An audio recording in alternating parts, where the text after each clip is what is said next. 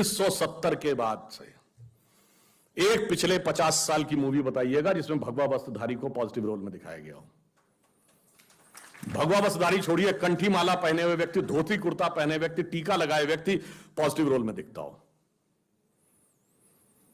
भाषाई आधार पर मैं कहता हूं, शुद्ध संस्कृतनिष्ठ हिंदी बोलने वाला कैरेक्टर या तो विलेन होगा या कॉमेडियन होगा। कभी आपका ध्यान ही नहीं गया होगा इसकी तरफ। जैसे ये बात मैंने पहले भी एक बार बोली थी, शायद आप लोगों ने उसमें कभी वीडियो देखा हो। विनोद खन्ना जी का देहांत हो गया। बहुत पुरानी उनकी एक फिल्म थी ना, जिसका गाना था, प्रिय प्राणेश्वरी यदि आप हमें आदेश करें तो प्रेम का हम श्री गणेश करें। इसमें कौन सी हंसने वाली बात थी, मगर उसका पूरा चित्रण एक कॉमेडी के रूप में किया गया। शुद्ध हिंदी बोलना, संस्कृतनिष्ठ भाषा बोलना कॉमेडी का पात्र है। और इब्तिदाई इश्क में हम सारी रात जागे, अल्लाह जाने क्या होगा आगे, ये अच्छा गाना था। अगर हमें टफ इंग्लिश या टफ उर्दू के वर्ड आए तो हम इंफीरियरिटी कॉम्प्लेक्स में आ जाते हैं कि हमें नहीं पता, हमें सीखना चाहिए। और जरा सी शुद्ध हिंदी बोल दी जाए तो हम उसके ऊपर चढ़ जाते हैं। क्यों भाई ऐसी शुद्ध हिंदी क्यों बोल रहे हो, साधारण बोलो, हिंदुस्तानी बोलो।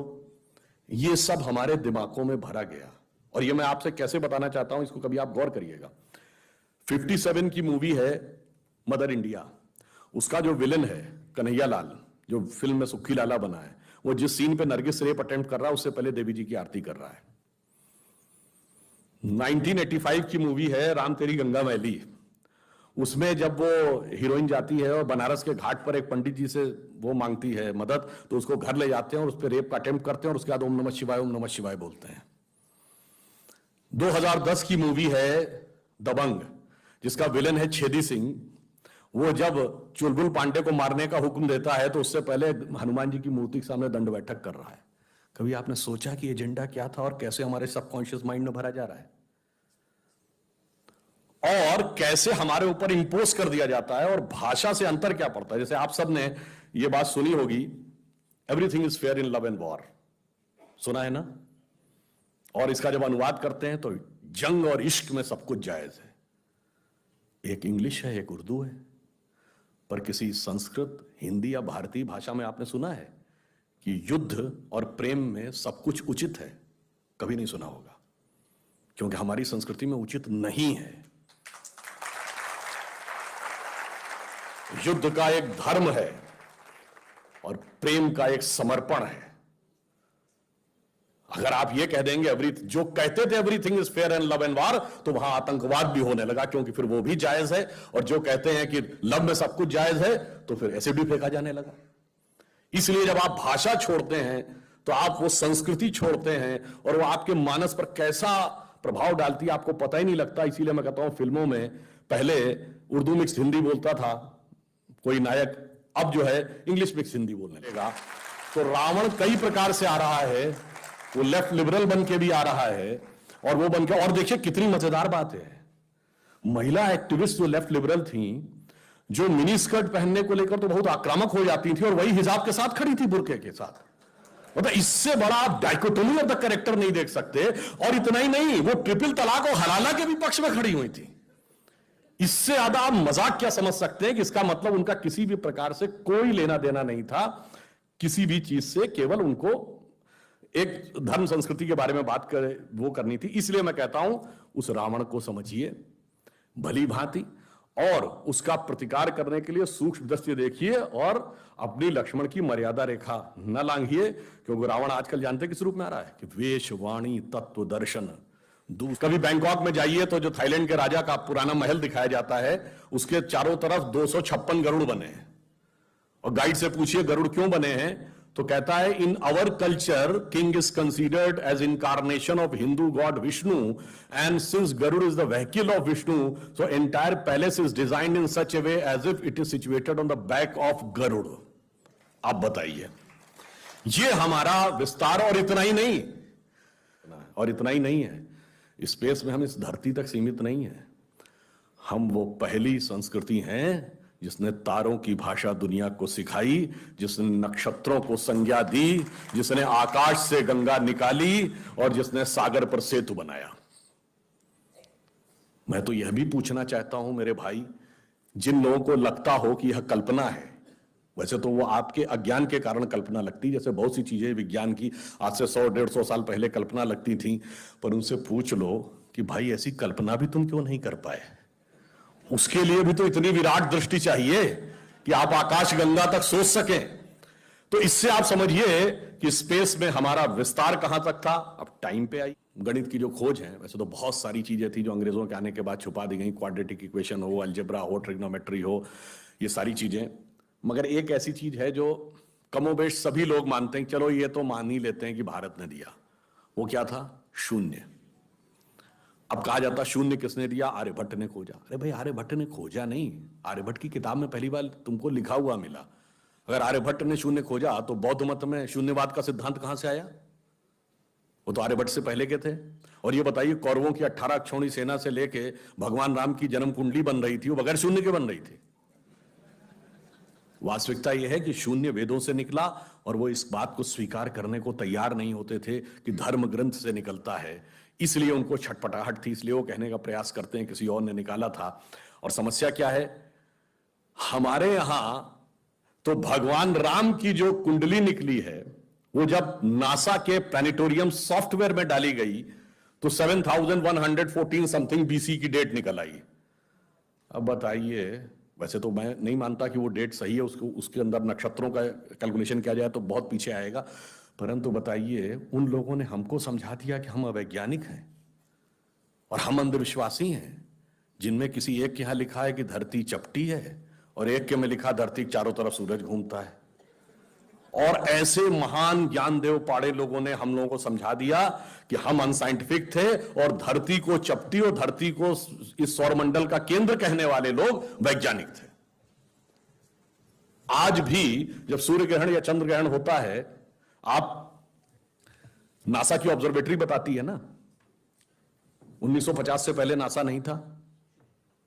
आप जाके पूछिए गांव में कोने में बैठे हुए किसी पंडित से, कहिए पंडित जी पंचांग में देख के बताओ सूर्य ग्रहण कब है, और जो वो हमारा पंचांग बताता है और जो नासा की ऑब्जर्वेटरी बताती है, कभी उसमें दिन तो छोड़िए घंटे और मिनट का भी अंतर देखा है? हमारा तो कैलकुलेशन 5500 साल से एज इट इज चला रहा है, और उसके बाद उन्होंने हमें बताया कि हम अवैज्ञानिक हैं। आज भी आप बताइए, उत्तर भारत में उतना नहीं दिखता, दक्षिण भारत के मंदिरों में जाइए, नवग्रह बने हैं तो सूर्य केंद्र में है कि धरती केंद्र में है? सूर्य के 7 किरणें होती हैं, 7 घोड़े सूर्य के बने कि नहीं मंदिरों में? अब बताइए, ऐसा हमारे दिमागों में भर दिया जाता है। हम सब ने, हम लोगों ने भी विज्ञान में पढ़ा कि सबसे पहले 9 ग्रहों की खोज किसने की? केपलर ने। Kepler's law of planetary motion. हम सब ने, जिसने फिजिक्स पढ़ी होगी 10वीं 11वीं 12वीं में, कभी न कभी Kepler's law of planetary motion पढ़े होंगे कि केपलर ने सबसे पहले बताया कि 9 ग्रह होते हैं। अब ये बताइए, इधर जब हम पूजा करते हैं तो पंडित जी हाथ में जल ले क्या बोलते हैं? ब्रह्मा मुरारी त्रिपुरांतकारी भानु शशि भूमि सुतो बुधश्च और गुरुश्च शुक्र शनि राहु केतु सर्वे ग्रहा शांति करो भवन्तु। अब ये 9 ग्रहों के नाम केपलर बताए थे कि पंडित जी बताए हैं, और हजारों साल से बता रहे हैं। और उसमें मजे की बात यह है कि मंगल के लिए भूमि सुत यानी भूमि का बेटा, धरती का बेटा शब्द है। या अब जाके साइंस ने यह कन्फर्म किया है कुछ समय पहले कि एक थ्योरी है कि कभी एक जमाने में बहुत बड़ा एस्टेरॉयड टकराया था कि धरती से, और धरती का एक टुकड़ा अलग हो गया था, वही टुकड़ा बाद में मंगल बन गया। और भूमि सुत हमारे यहां लिखा हुआ, मंगल के पर्यायवाची में भूमि नंदन भूमि सुत जैसे शब्द हैं। अब आप देखिए क्या वैज्ञानिकता है और कैसे उसको इसमें सम्मिलित किया गया। मैंने क्यों बताया? हमारे यहां विज्ञान और धर्म इस कदर एक मत है कि ये उनकी बुद्धि परप्लेक्स हो जाती है कि कैसे हो सकता है। अब मैं शून्य पे आता हूं। हमने शून्य खोजा, मगर महत्वपूर्ण बात है हमने शून्य क्यों खोजा, हम शून्य खोजने में सफल क्यों हुए और वो क्यों नहीं सफल हो पाए। बड़ी बड़ी दुनिया की civilisation, Chinese civilisation, Mesopotamian, Babylonian, Egypt की सिविलाइजेशन, ग्रीस की civilisation, Roman empire, Turkish empire, Inca, Maya, Aztec, कोई जीरो नहीं खोज पाया। उसका कारण यह है कि जो भी विज्ञान के विद्यार्थी हैं वो शून्य का महत्व समझते हैं। किसी संख्या को आप जितने से डिवाइड करते हैं, x डिवाइडेड बाई n, जो उसका रिजल्टेंट होता है, जैसे आप n की वैल्यू कम करते चले जाते हैं रिजल्टेंट बढ़ता जाता है। यानी किसी संख्या को x बटे 20 से x बटे 10 का मान ज्यादा होगा, x बटे 5 उससे ज्यादा होगा, x बटे 4, 3, 2, और जब x डिवाइडेड बाई 1 होगा तो क्या होगा, x हो जाएगा। इसका मीनिंग जानते क्या है? अब मैं आपको बताता हूं ये किस ढंग से हमारे व्यवहारिक जीवन और चेतना का हिस्सा था।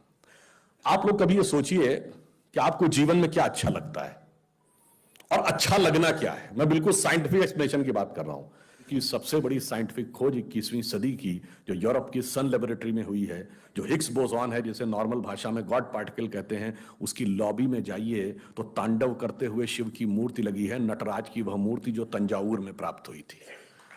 और उसके नीचे ऑस्ट्रियन साइंटिस्ट फिट्जे कैपरा का कोट लिखा हुआ है, जिसने बड़ी फेमस किताब लिखी थी द ताओ ऑफ फिजिक्स। अगर आप लोगों ने वो सुना, इस किताब का नाम सुना हो, उसमें वो कहता है क्यों लगी है वहां पे भगवान शिव की मूर्ति। उसने कहा because the परपीचुअल creation and destruction of universe is like the cosmic dance of Shiva. Ram काव्य के रचयिता महर्षि वाल्मीकि थे, और आज वाल्मीकि समाज किस कैटेगरी में माना जाता है? शेड्यूल कास्ट में। और हमने कहा रावण क्या था? ब्राह्मण। तो फैक्ट यह है कि ब्राह्मणिकल नैरेटिव रावण के साथ है और दलित नैरेटिव राम के साथ है, जो है उसका उल्टा समझाने की कोशिश कर रहे हैं। अब इसके बाद वो चुप हो गए। देखिए जो सत्य है और उसको कैसे पलटने का प्रयास किया जाता है। महर्षि वेदव्यास ने महाभारत लिखी। महर्षि वेदव्यास की माता मछुआरिन थी। यह समुदाय कुछ राज्यों में अति पिछड़े में है, कुछ राज्यों में 80 में। वेद व्यास अष्टादश पुराण उन्होंने लिखे। महर्षि वाल्मीकि जिन्होंने पूरी राम कथा लिखी, only the ancient cosmological calculations of Hindus matches with the modern scientific calculations because they went to the billions. और आज हम मानते हैं कि 4.5 बिलियन ईयर है अर्थ की आयु, 1.97 बिलियन हमारे यहां मानी गई। कार्ल सेगन कहता है others were not able to even reach 100,000 and Hindus have calculated up to billions. तो अब ये एक वैज्ञानिक कह रहा है कि हमारा टाइम में कितना लंबा व्याप है और स्पेस में कितना लंबा व्याप है। तो आपको यह समझना चाहिए कि जिसे हम सांस्कृतिक राष्ट्रवाद कहते हैं वो कितना गहरा और गंभीर है। अब मैं आपसे कभी पूछूं कि दुनिया में सभी धर्म संस्कृतियां दावा करती हैं कि हमारे पास बिल्कुल अलग विचार है, हमने बड़ा अच्छा विचार दिया है। अगर हम आपसे पूछें कि हमारी संस्कृति में ऐसा क्या है जो दूसरे में नहीं है, बहुत से लोग कहेंगे साहब उसमें बड़ा सदाचरण की बात कही गई, नैतिकता की बात कही गई। तो लोग कहेंगे ठीक है भाई, दूसरी जगह भी कही गई, शायद कोई फॉलो करता है या नहीं करता। पर मैं अगर आपसे पूछूं कि वो चीज बताइए जो हमारे यहां लिखी और दूसरी जगह लिखी ही नहीं, वो क्या है? आप सबने नाम सुना होगा Vedic mathematics. Have you ever heard of mathematics as a part of religious text? ये सिर्फ हमारे यहां है। गणित धार्मिक पुस्तक का हिस्सा है।